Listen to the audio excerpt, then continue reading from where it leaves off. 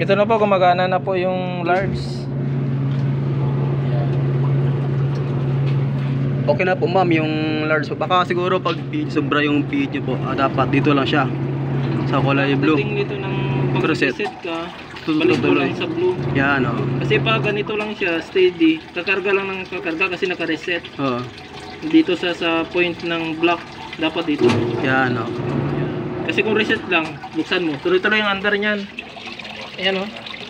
Hanggang sa mapuno siya. Dapat ibabalik mo siya sa blue sa may ano.